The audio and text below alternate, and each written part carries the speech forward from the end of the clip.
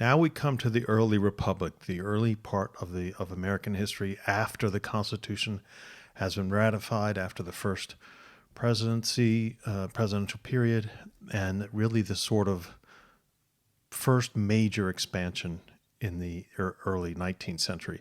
I have here a picture of the reading of the celebration of the Constitution being played out on the streets of Philadelphia there on the left, and then on the right, a picture of one of the locks and dams on the Erie Canal. The Erie Canal is, of course, the first major, if you will, modern infrastructure development in the United States, and it was an absolutely huge development, and we'll keep talking about it obliquely or referring to it obliquely for the next several weeks. First, let me show you, this is a picture of New Orleans in 1803 at the time of the Louisiana Purchase. The painting shows a view of the city from a nearby plantation, and the townhouses of merchants and plantation owners line the broad promenade along the waterfront. At the lower center of the picture, a slave goes about his work, and there's an eagle aloft holding a banner that suggests the heady optimism of the young republic. Under my wings, everything prospers. So what am I going to talk about? I'll talk about something that we historians know as politics in the age of passion. The Adams presidency, Thomas Jefferson in power, and the Second War of Independence. President Washington embodied national unity and the virtue of Republican self-sacrifice, having retired from public life after the war, after his presidency as well. His vice president, John Adams, was an important political leader of the Revolution. Washington's cabinet included Thomas Jefferson as Secretary of State and Alexander Hamilton as head of the Treasury Department, and he formed a Supreme Court with John Jay as its Chief Justice. But a financial plan proposed by Hamilton frayed national unity. Taking Great Britain as his model, Hamilton wanted to stabilize the nation's finances, garner the support of powerful financiers, and foster economic development. He hoped to make the United States a world military and commercial power.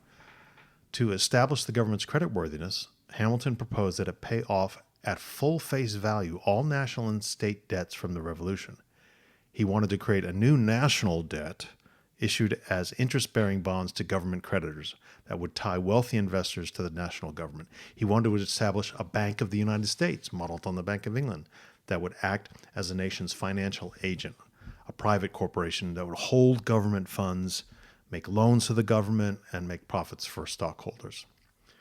To raise revenue, he proposed a tax on whiskey, and in something called the Report on Manufactures, Hamilton called for a tariff and government subsidies to develop factories that would produce goods domestically that at the time were imported from abroad. Now, though American financiers, manufacturers, and merchants supported Hamilton's vision of the nation as a powerful commercial republic, many had a different vision. His plans for close ties with Britain Hamilton's plans with close ties with Britain alarmed James Madison and Thomas Jefferson, who looked not to Europe but to westward expansion as ensuring a prosperous Republican future. They disliked urban growth and manufacturing, and they didn't want an economic policy that catered to bankers and business leaders. They hoped America would be a republic of independent farmers who sold their goods to the world through free trade. Jefferson and Madison feared that powerful central government, if allied with a growing class of commercial capitalists, would endanger American freedom. Initial opposition to Hamilton's plan and program came from the South, which lacked investors and owners of government bonds, where support for manufacturing and a diversified economy was weak, and whose states had paid off much of their war debt. Hamilton argued that the Constitution's clause giving Congress the power to enact laws for the, quote, general welfare, unquote, authorized his plans, but opponents, known as strict constitutionalists, argued that the federal government could only use the powers that were stated explicitly in the Constitution, which they argue did not authorize a national debt. A compromise secured Hamilton's fiscal program, minus subsidies for factories, in exchange for locating the nation's capital between Virginia and Maryland, and this is what became Washington, D.C., of course, the District of Columbia. This is a painting entitled Liberty and Washington, unknown artist around 1800. It depicts a female figure of Liberty placing a wreath on a bust of the first president. She carries an American flag and stands on a royal crown, which has been thrown to the ground. In the background is Liberty Cap. You know how much I talk about the Liberty Cap. It's a constant image in early American political iconography. Washington had died in 1799 and was now immortalized as a symbol of freedom, independence, and national pride. The French Revolution of 1789 deepened political divisions in America. At first, almost all Americans celebrated the revolution as it seemed inspired by their own revolution and republic. But the turn in France in 1793 to a more radical revolution, marked by the execution of King Louis XVI and aristocrats, and war between France and Great Britain, polarized Americans. Jefferson and his followers thought the French Revolution, despite its extremism, was a victory for self-government everywhere. To Washington and Hamilton and their followers, the revolution invited anarchy, and they believed America should therefore befriend Britain. But since the American Revolution, the United States had been a permanent ally of France. In 1793, Washington declared that the United States would be neutral in the war between France and Britain. But he also moved to expel a French envoy, whose name was Edmund Gennett, for trying to recruit American ships to attack British vessels. At the same time, Britain seized American ships and sailors. John Jay negotiated a controversial treaty in 1794 that effectively canceled the American-French alliance and recognized British commercial and naval supremacy. This is a jug. It's a very, very important piece of a picture of early Republican political commodity culture. In the 1790s, the French Revolution, again, as we said, set Britain and France on the path to war. Yet British merchants, yet aware of the enthusiasm for revolutionary France in the United States, produced items for sale in America that celebrated the bonds between the two great republics. Okay, trying to emphasize that at one time, at the very least, England was a republic, and you see the picture is adorned with flags of the two republics and a cap of liberty.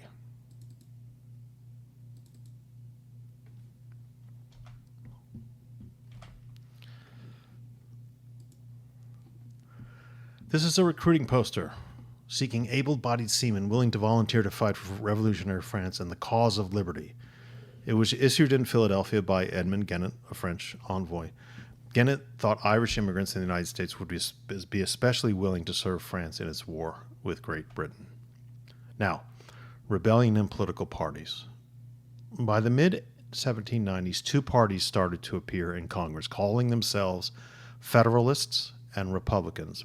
Both parties claimed the language of American liberty, and each one accused the other one of conspiring to destroy that liberty. The Federalists supported the Washington administration, supported Hamilton's economic programs, and wanted to have strong ties with Britain. Well-to-do merchants, farmers, lawyers, and established political leaders, especially in the North, tended to support the Federalists. They were generally elitist, and they saw society as a fixed hierarchy in which political office should go to wealthy men who expected deference from lesser men. They feared that the spirit of liberty generated by the revolution was degenerating into anarchy. Okay? The Federalists, may have been the only major party in American history, forthrightly to proclaim democracy and freedom as dangerous in the hands of ordinary citizens. The Whiskey Rebellion, for instance, of 1794, broke out when backcountry Pennsylvania farmers tried to block collection of new taxes on distilled spirits. Invoking the symbols of 1776, they based their actions on the symbols of liberty, reinforcing the Federalist insistence that such ideas were dangerous in the hands of the common citizenry. So Washington dispatched 13,000 militiamen to quell the resistance and accompanied them himself, the only time a president has actually commanded an army in the field. His response was designed to restore order for, quote, the impression of Europeans who did not believe American self-government could survive. This is Infant Liberty Nursed by Mother Mob, a Federalist cartoon from 1807. It illustrates the Federalist Party's fear that the spirit of liberty was degenerating into anarchy. In the background, a mob assaults a building, while in the foreground, a pile of books burns. This is a 1794 painting by the Baltimore artist and sign painter Frederick Kemmelmeyer, depicting President George Washington as commander-in-chief of the army dispatched to put down the Whiskey Rebellion. Okay, very strong in its military and sort of executive imagery there. This is an interesting medal struck by the Philadelphia Society for the Promotion of Agriculture in 1786. It's called Venerate the Plow. Americans like Jefferson and Madison believed that farmers were the most virtuous citizens, and therefore agriculture must remain the foundation of American life. Now, the Republicans, led by Madison and Jefferson, seemed to embrace popular politics. They supported France and had more faith in democratic self-government. Southern planters, ordinary farmers around the country, and urban artisans who sympathized with the French Revolution supported this party. They were far more critical of social and economic inequality and more congenial to broad democratic participation by ordinary Americans than the Federalists were. Each party believed that only itself was legitimate and representative of all the nation's interests, with the Federalists denouncing Republicans as French agents, as anarchists, as traitors, and Republicans denouncing Federalists as monarchists. For both sides, the other party was deemed an illegitimate faction and an enemy of American liberty and the Revolution's principles. So political partisanship and political fighting is not a new thing at all. It's almost from the very, very beginning. Here is an early Republic print shop. Right? The increasing number of newspapers played a major, major role in the expansion of the public sphere. You know how I've talked out throughout this class about the major role of newspapers and pamphleteers and publishers in spreading political debate, political discussion. This is what historians call the public sphere. So the growth of the public sphere is a very, very important aspect of American culture, really from the 1760s. But the partisanship of the 1790s expanded the public sphere and the democratic content of American freedom. It increased the number of citizens who attended political events and read newspapers. Ordinary men, never before active in politics, wrote pamphlets. They organized political meetings. These men included members of the Democratic Republican societies, which were inspired by the Jacobin clubs of Paris. They openly supported the French Revolution and praised American and French liberty. Federalists viewed them as illegitimately usurping the representative authority of government. Washington dismissed them as, quote, self-created societies, end quote. They justified their existence by claiming that the people had a right to debate political questions and organize to influence government policy. They believed that political liberty involved more than just voting and included popular organizing and pressure tactics. Although the societies soon disappeared, they were absorbed by the emerging Republican Party, which also found support among radical British immigrants who defended the French Revolution, such as Thomas Paine. Again, remember, not connected to the current Republican Party. Parties are entirely different back in this period. All right. Women in the new nation. The democratic spirit of the 1790s invigorated the discussion of women's rights. In England in 1792, Mary Wollstonecraft published A Vindication of the Rights of Woman, in which she argued that rights should be extended to women. While not challenging the traditional gender role, she argued that women should be given greater access to education and a role and representation in government. The expanding public sphere of the 1790s offered opportunities for American women to participate in politics, and a small but growing number of women published political and literary writings in American newspapers. One of these, Judith Sargent Murray, insisted that women should have equal access to education. If women seemed intellectually inferior to men, she argued, it was because they were denied an opportunity to learn. Women were still not part of the body politic, although women were counted in determining representation in Congress, and nothing in the Constitution explicitly limited rights to men.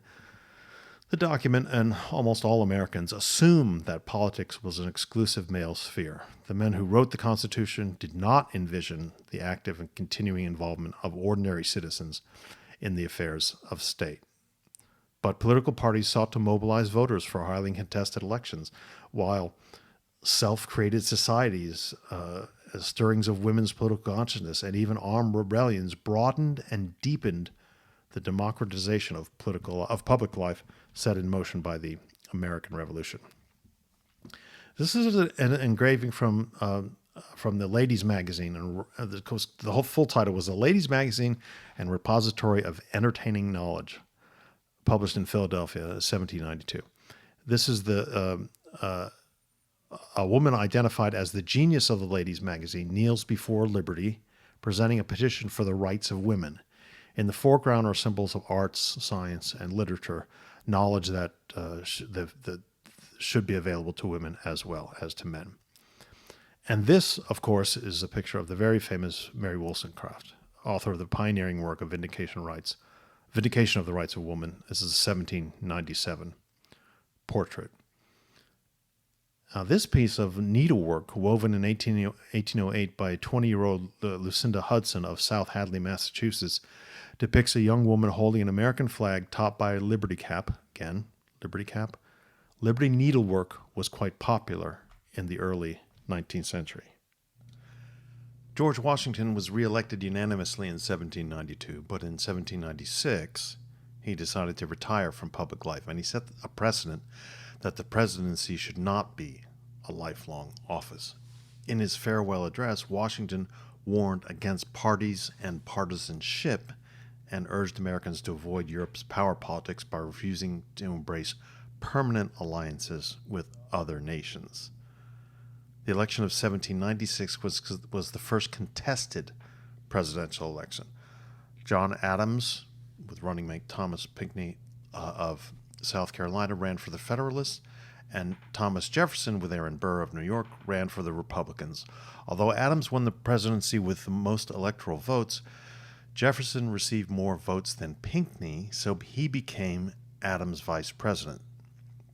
Adams was brilliant, but was disliked by nearly everyone, even his supporters, and his administration faced constant crisis. Difficult to follow George Washington, difficult act to follow.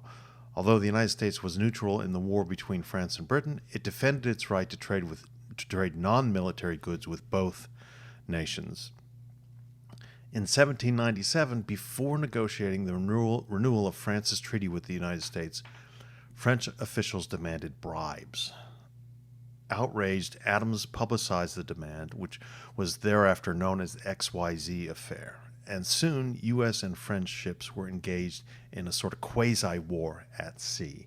America had effectively become an ally of Great Britain in the European War. In 1800, Adams negotiated a peace with France. Less cautious in domestic affairs, Adams used the Federal Army to quell more resistance to taxes in backcountry Pennsylvania, this time in the form of Freeze Rebellion. John Freeze was arrested for treason after leading a crowd to release arrested men from prison, and the army terrorized his supporters, tore down liberty poles, there are those liberty poles again, and whipped Republican newspaper editors. While Adams pardoned Freeze in 1800, the region never voted Federalist again. The most controversial act of the Adams administration was the Alien Sedition Act, passed by the Federalist-dominated Congress in 1798. These acts made it harder for immigrants to become naturalized citizens and allowed the deportation of immigrants deemed dangerous by federal authorities. These were moves meant to silence immigrant radicals who supported the Republicans and the French. They also authorized the prosecution of any assembly or publication critical of the government. This was meant to allow federal authorities to suppress Republican newspapers attacking the Adams administration and its policies. Jefferson, the Salem witch trials, as an example, believe these acts inaugurated a reign of witches. More than a dozen individuals were charged with sedition, many of whom were convicted, including Matthew Lyons, a Republican member of Congress. Instead of squelching opposition, the Alien and Sedition Acts only provoked its growth by calling into question the boundaries of free speech and sparking a heated debate based on the First Amendment. Washington and Madison drafted resolutions to be passed by the Virginia and Kentucky legislatures. Both criticized the acts as violations of the First Amendment. The original draft of Jefferson's resolution asserted that states could unilaterally stop the enforcement of such laws within their borders, but the Kentucky legislature deleted this passage before its resolution. While many Americans were repelled by the idea that states could refuse to follow federal laws, more Americans believed that the Alien and Sedition Acts violated protections for free speech enshrined in the Constitution. No other state adopted the resolutions, and many Americans, including Republicans, feared the consequences of state actions that might endanger the Union. This crisis did, however, reinforce the idea of freedom of discussion as an indispensable attribute of American liberty and democratic government. This is a cartoon from 1798, Congressional Pugilist, depicting a fight on the floor of Congress between Connecticut Federalist Roger Griswold and Matthew Lyon, a Republican from Vermont. Lyon would soon be jailed under the Sedition Act for criticizing the Adams administration in his newspaper. Politics at 1800. By the year 1800, Republicans had developed effective campaigning techniques to mobilize voters for their candidates and their cause. Federalists who viewed politics as an activity only of the elite found it difficult to match their opponents' mobilization. Jefferson won the election of 1800 over incumbent John Adams, but even before he was inaugurated, a constitutional crisis had to be worked out. Each party arranged to have an elector throw away one or two of his votes for president so that its presidential candidate would come out a vote ahead of the vice presidential candidate. When the designated Republican elector failed to do so, Jefferson and his running mate, Aaron Burr, tied. So the election was thrown into the Federalist-controlled House of Representatives, where neither candidate received a majority of the vote until Alexander Hamilton tipped the balance. Although Hamilton was an outspoken opponent of Jefferson, he believed Jefferson was enough of a statesman to recognize that the Federalist financial system could not be entirely dismantled. On the other hand, he believed Burr to be a power-hungry potential tyrant. This crisis led Congress to pass the 12th Amendment to the Constitution, requiring electors to cast separate votes for president and vice president. Additionally, the incident sparked a chain of events leading to a famous duel between Burr and Hamilton 4 years later that would result in Hamilton's death. Burr was later tried for treason after allegedly engaging in a plot to form a new nation in the West from lands detached from the United States and the Spanish Empire. After his acquittal, he went into exile in Europe, eventually to return and live out the rest of his life practicing law in New York. The events of the 1790s demonstrated that a majority of Americans believed that they had a right to play an active role in politics, to express their opinions freely, and to contest government policy. Though Federalists remained overwhelmingly elitist, they never contested the election results and established a precedent of peaceful transfer of power from one party to another after elections. Now here we have a map of the presidential election of 1800, right? And you can see that the Republicans obviously won the majority, but of course, because of what I just said, it had to be thrown into the House of Representatives. All right. Notice that this is the first election. I think it's the first election with the two new states of Vermont and Kentucky, but I could be wrong about that. Maybe the Adams election was. This is an 1800 campaign banner with a portrait of Thomas Jefferson and the words John Adams is no more. Okay. All right. Revolution abroad and rebellion at home. Very important and sort of frightening things happening for a lot of Americans. Slavery lurked in the background of debates in the 1790s. Jefferson was elected only because he received all of the South's Electoral College votes. Jeffersonian liberty rested on the fact that 3/5 of the slaves were counted in apportionment. If it had been otherwise, Adams would have been reelected in 1800. The first Congress received petitions for the abolition of slavery, including one signed by Benjamin Franklin. Madison and other political leaders, even though they found slavery distasteful, believed that it was too divisive to be made an issue in national politics, and they ignored those petitions.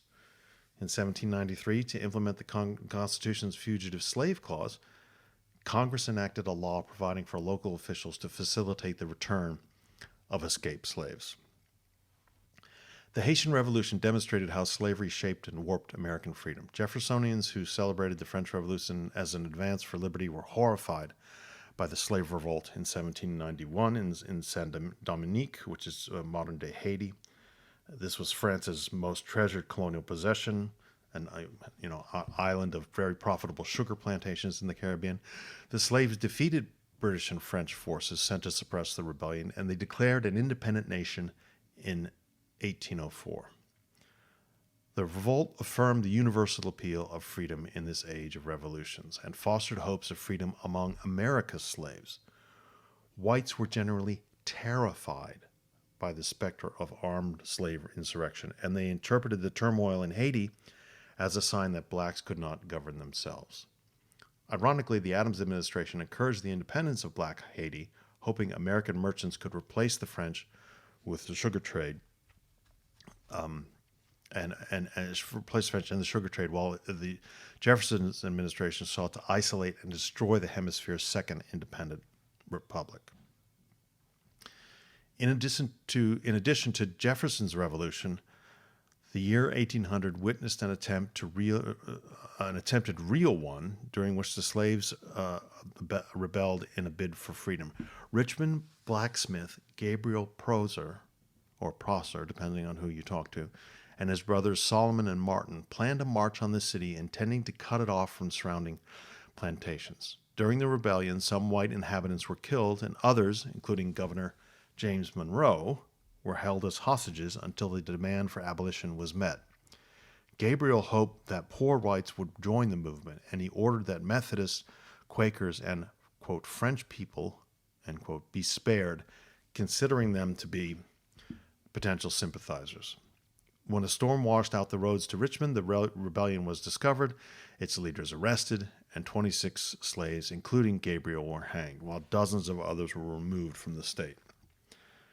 Blacks made up half of Richmond's population in 1800, 20% of which were free. The rebellion was rooted in a black community that had emerged in this population during the 1780s and 1790s. Gabriel recruited supporters at black Baptist churches, at funerals, at barbecues, at other gatherings, and many of the slaves in Richmond were literate and hired themselves out to work for wages that would go to owners, elements of autonomy that account for slave artisans' role in the rebellion. Gabriel's rebellion was a product of the age, and participants spoke the language of liberty forged during the American Revolution, adopting many of the symbols and figures of the revolutionary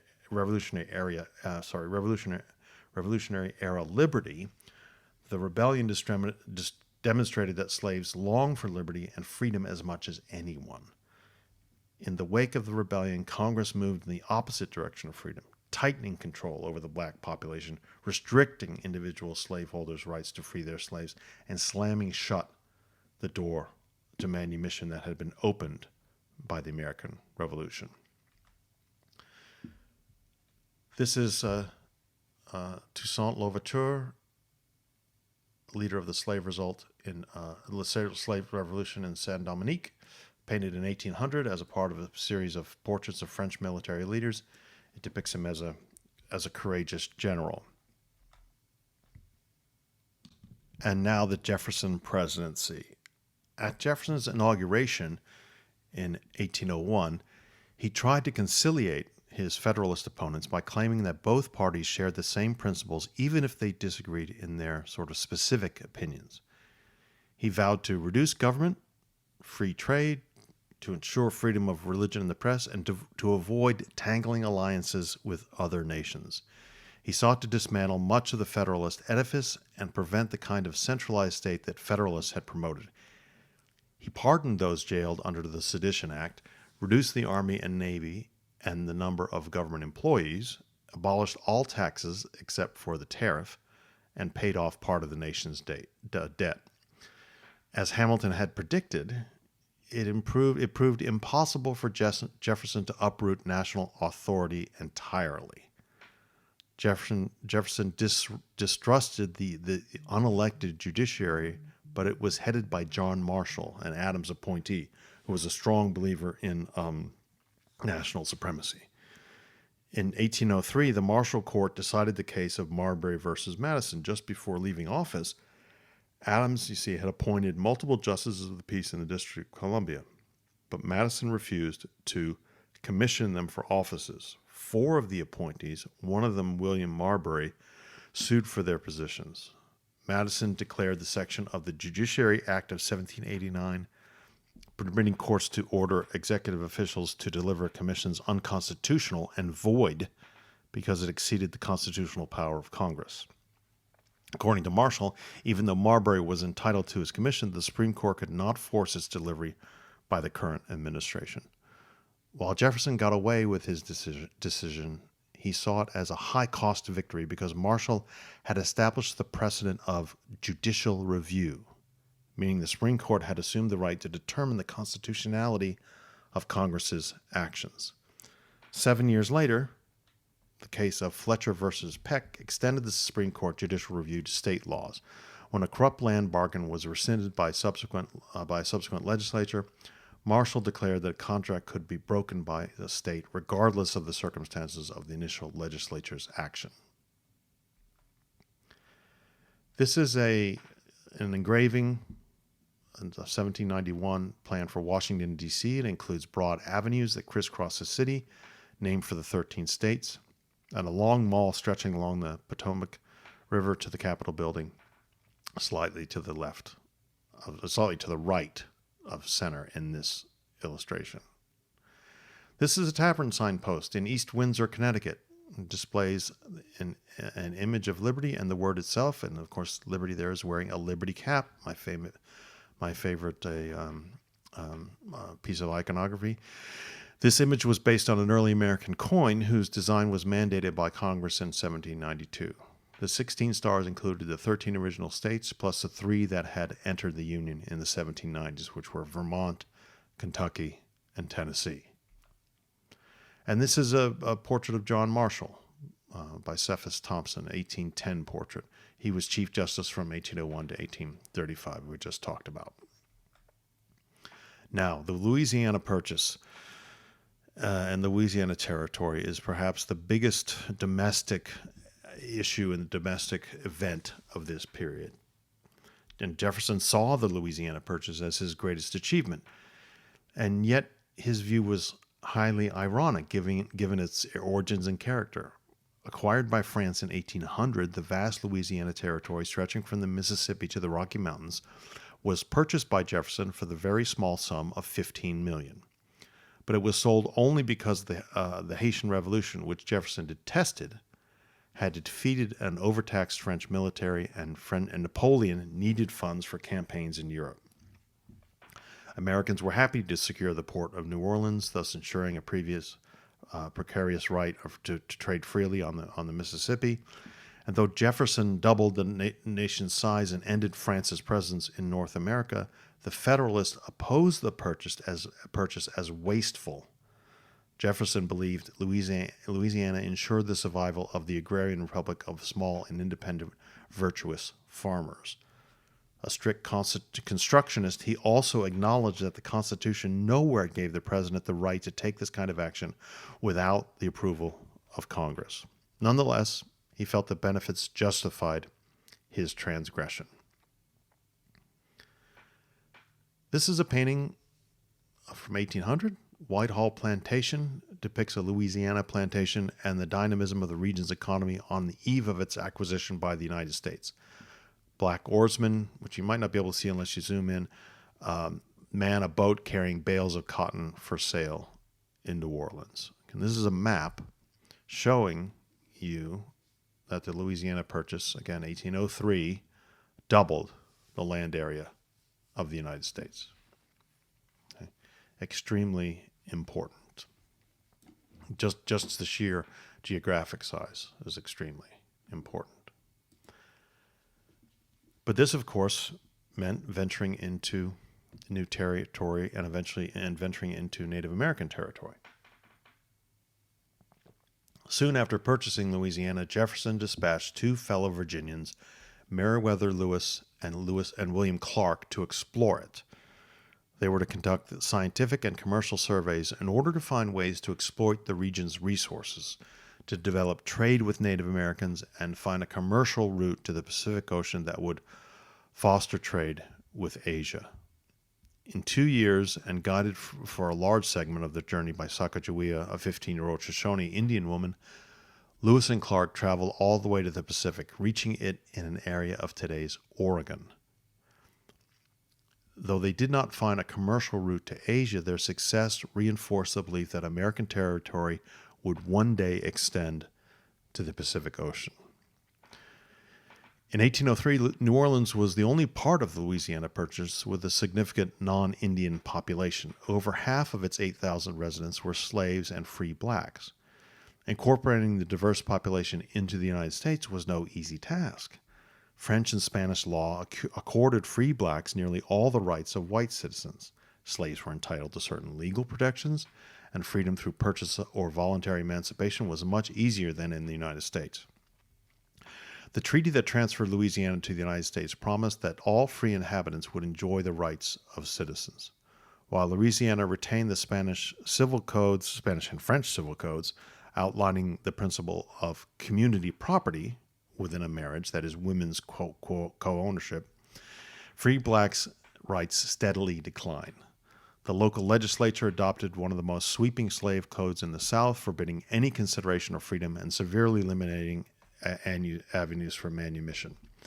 For slaves, the tyranny of Spain was far freer than the liberty of the United States.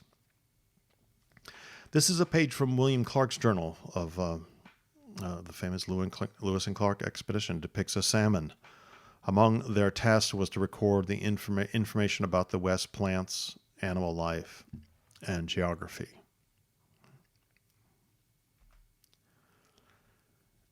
It isn't long, of course, before more outside events affect the United States. The Louisiana Purchase showed that despite being far removed from Europe, the United States was deeply affected by events across the Atlantic. Because the United States depended on many goods, especially manufactured goods from Europe, the wars there in Europe directly influenced Americans' livelihoods.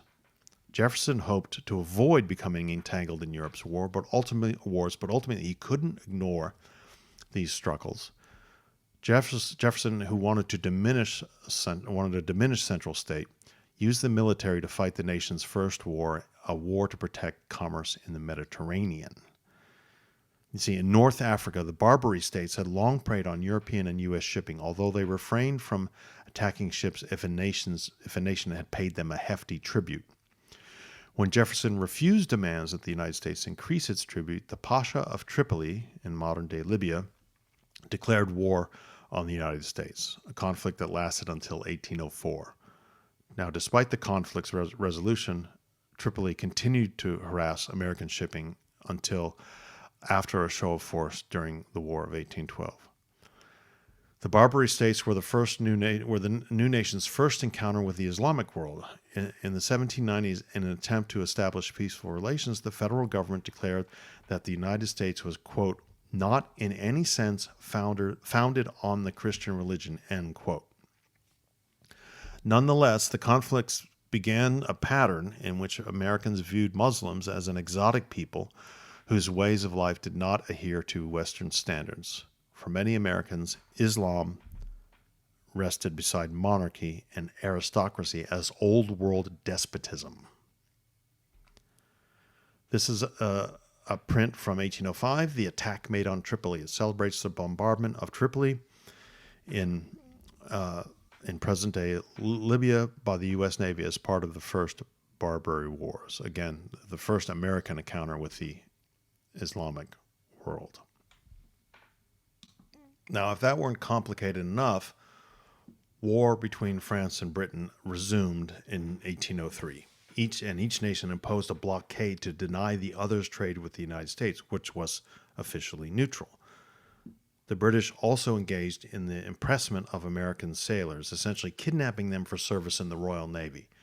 Jefferson, believing America's economy required free trade, persuaded Congress to enact the Embargo Act, which prohibited all American vessels from sailing to foreign ports to force an end to these blockades.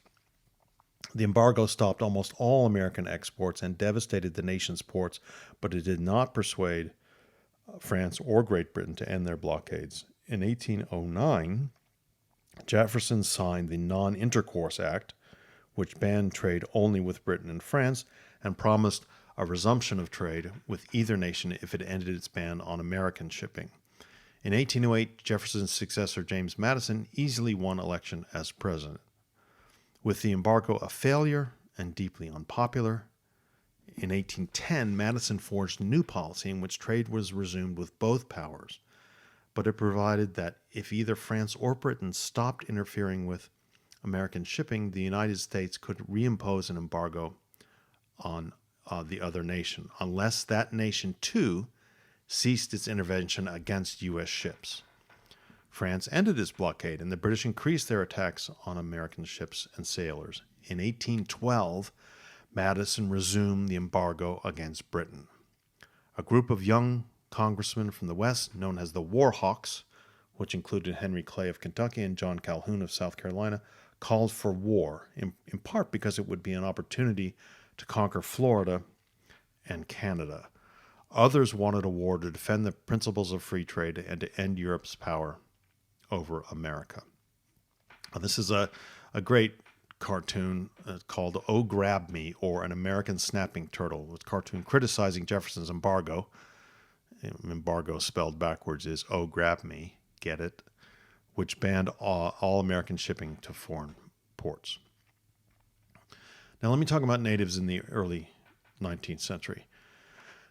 The crisis between the United States and Britain took place against a backdrop of deteriorating Native American relations in the West, a circumstance that further propelled the country toward war. Jefferson had long favored removal of Indians, moving them to the West, Indians who refused to assimilate.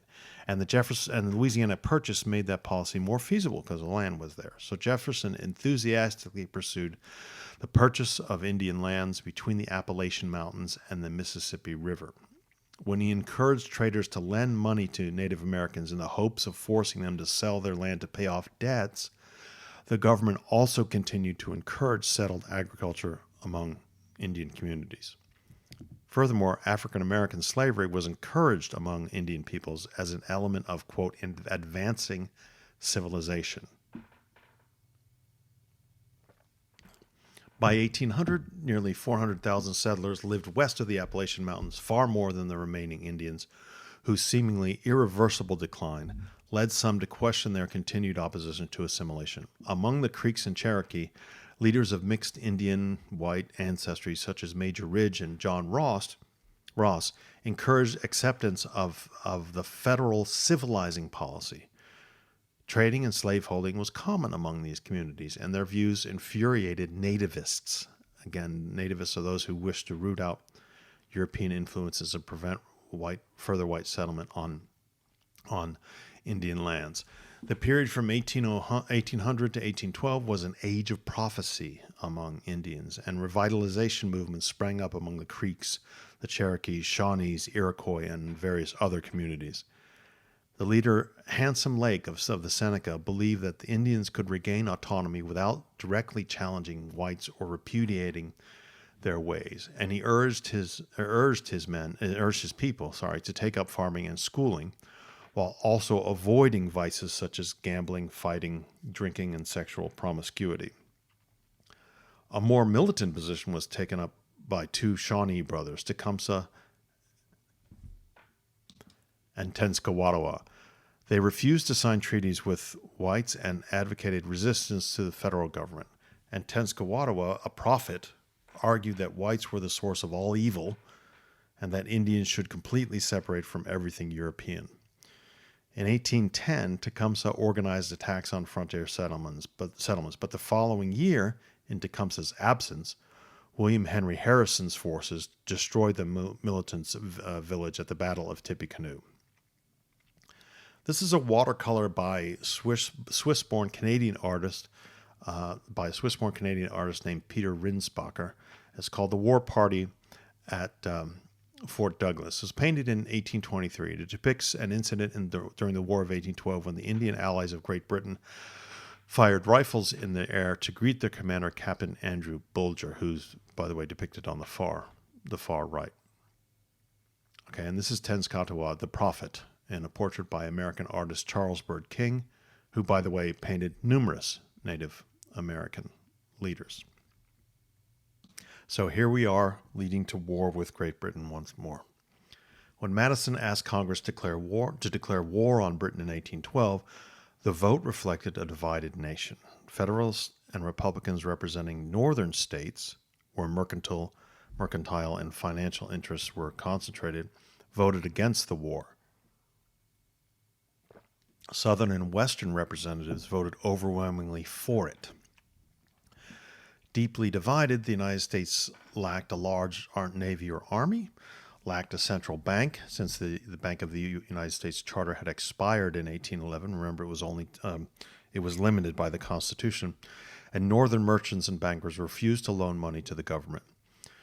Britain, even though focused on the war in Europe, initially repelled American invasions in Canada and imposed an effective blockade on the nation's shipping. In 1814, the British invaded and captured Washington, D.C., burned the White House, and forced the government to flee. The United States had a few victories, including the defense of Baltimore at Fort McHenry, an event that inspired the song that became the national anthem, the Star-Spangled Banner, of course. The United States decisively vanquished Indian forces in the West and South, killing Tecumseh and many other militants. Most notably, forces led by Andrew Jackson forced Indians to cede much of the southeastern lands that became Alabama and Mississippi, and then famously repulsed British forces at the Battle of New Orleans in January 1815. Now, this battle was fought before news reached America that British and American negotiators had signed the Treaty of Ghent, which had ended the war the previous month. But the treaty changed nothing, giving the United States no territory or rights regarding U.S. ships or impressment. The treaty produced an unusual episode in American diplomacy concerning the fate of thousands of slaves who, like during the War of Independence, fled to British lines to find freedom. Though the treaty specifically specified the return of those slaves after the war, Britain refused. And after lengthy, inconclusive negotiations, both Britain and the United States agreed to international arbitration by one of the world's leading despots, that's Tsar Nicholas I of Russia. Nicholas ruled in favor of the United States, and Britain paid compensation. Did not give the slaves back; paid financial compensation. While most of the free slaves settled in Nova Scotia, in Canada. This is a lid of a chest decorated with scenes from the War of 1812. Images of hope on the left and liberty flank a picture of the naval battle in which the U.S. Constitution defeated a British warship. Liberty holds a paper that reads "Free Trade and Sailors' Rights," two of the issues that drew the United States into war. And this is an engraving depicting the burning of Washington, D.C. by the British during the War of 1812. This is from an 1817 book by the anti-slavery Philadelphia physician Jesse Torrey. Torrey suggests that the event is divine punishment for the practice of slave trading in the nation's capital. The image includes children among a group of chained slaves at the far right to emphasize the breakup of slave families. At the top is a heavenly image of liberty. This is the bombardment of Fort McHenry in Baltimore Harbor in September 1814. Now, that bombardment was of minor military importance, but it's mainly remembered as the inspiration for Francis Scott Key's poem, The Star-Spangled Banner. Okay. And this is a map of the sort of action of the War of 1812. And although the British were able to come as far down and burn the nation's capital, the War of 1812 was essentially a military draw. This is an engraving called The Hornet and the Peacock, or John Bull in Distress, a watercolor by Amos B. Doolittle, who we've seen before. This was from 1813, celebrating a victory by the American warship Hornet over the British vessel Peacock during the War of 1812. Britain is represented by a half bull, half peacock creature being stung on the neck by a hornet, and the USS Hornet is a repeated title for American naval ships up until this day. I think there's even now a USS Hornet. I could be wrong about that, but there certainly were many in the 20th century.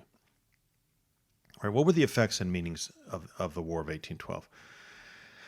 At the time, I should say, some Americans called the War of 1812 the Second War of Independence.